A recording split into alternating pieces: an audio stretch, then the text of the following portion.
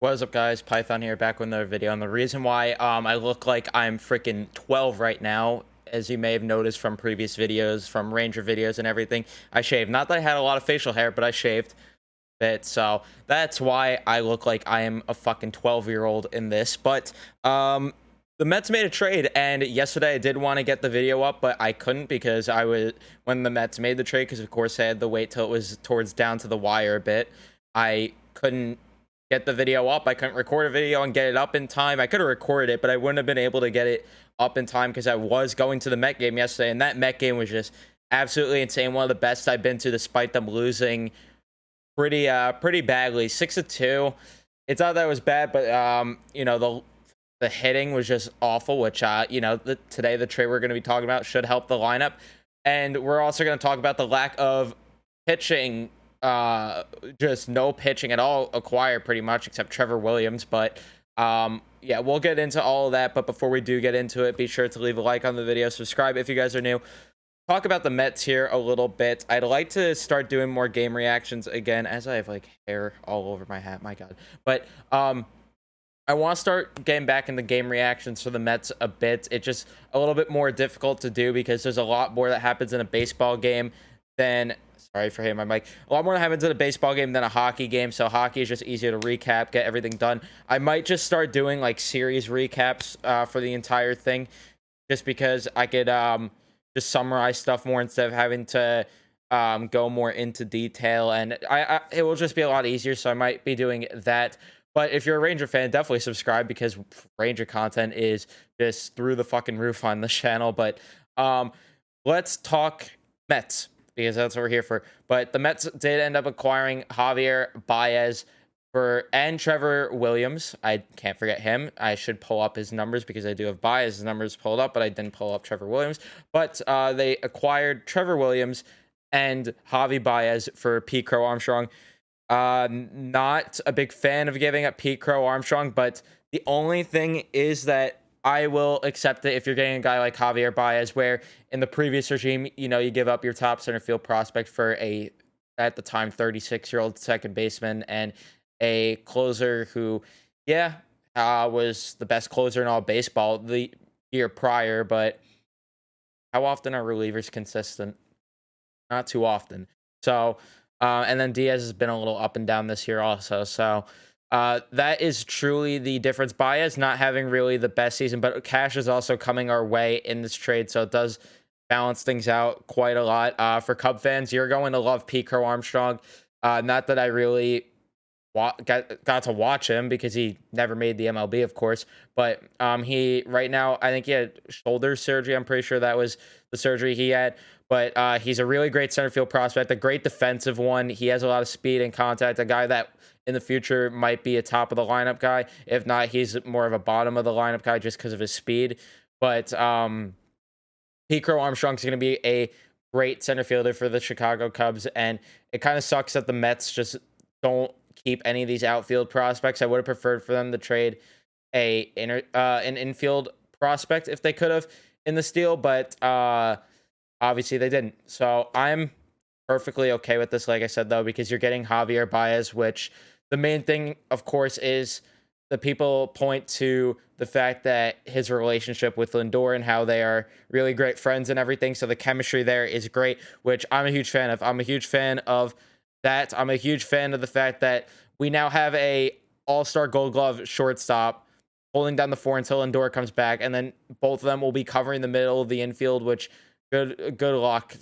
Or if Javier Baez plays third and then maybe they go McNeil at second sometimes, whatever they decide to do and configure the infield. I'd imagine though Baez takes second base and McNeil goes back to third. I don't necessarily like that just because McNeil at third never really was that great, but we'll have to wait and see. My question is, who is leaving once Lindor comes down? Because I'd imagine Brandon Drury gets sent down when or for today when Baez is here, because he's already here. I'd imagine Drury goes down. I wonder if they're going to option a pitcher, and hopefully, the guy who's on my jersey, Luis Guillorme. We love Luis Guillorme out here. Hopefully the Mets don't send him down, but if they do, I mean, at the same time, it is what it is. They kind of have no choice because Javier Baez and Lindor, as much as I love Guillorme, but you gotta do what's best for the team. So Javier Baez, this year in 91 games played, I'm looking over at the stats right now, has 248 batting average, so not the best average right there. 484 slugging, pretty good right there. And then his OPS is at a 775, which I don't like it more in the 800s, but that's perfectly okay. Maybe with the better analytic department that we have here with the Mets, maybe he will get it together a little bit more. And then home runs, he has 22 home runs on the season, 65 RBIs. And one thing that I do like is he has 13 stolen bases, and I think it's on 16 attempts. I think I saw something like that, or 15. So he can steal, which is really great because this Mets team doesn't really have. We have Lindor, and that's really about it for guys that could steal. Lindor's. That's it. Nimmo could, but he always gets caught stealing usually. So other than those two, you didn't really have anyone that could steal bases. So this definitely does improve the speed in the lineup.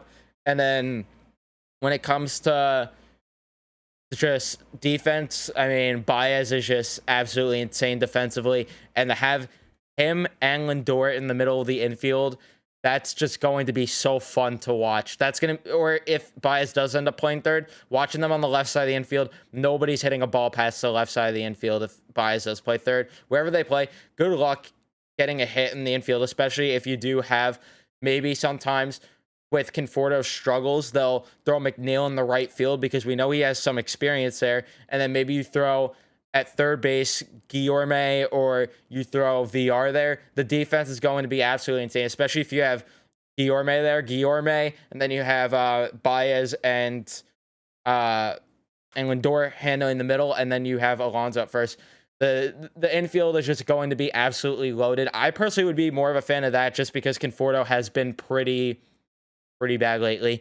Not and it's not an understatement. He has just not been great at all lately. So yeah, I'd be fine with them benching him if they decide to go that route, which I'd imagine they might try that a bit. I at least would hope, but who knows, because Rojas did, after all, end up putting the mop-up pitcher into a 2-run when we were only down by 2 runs yesterday in the game. And then of course the Reds, because we're trading with the Cubs, so I have the Cubs on my mind, but the Reds of course then ended up blowing the game open even more.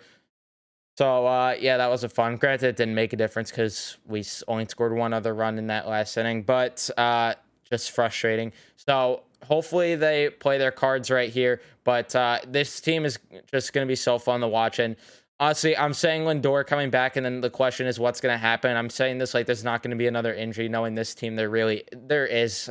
It's just at this point it's ridiculous. DeGrom got a setback.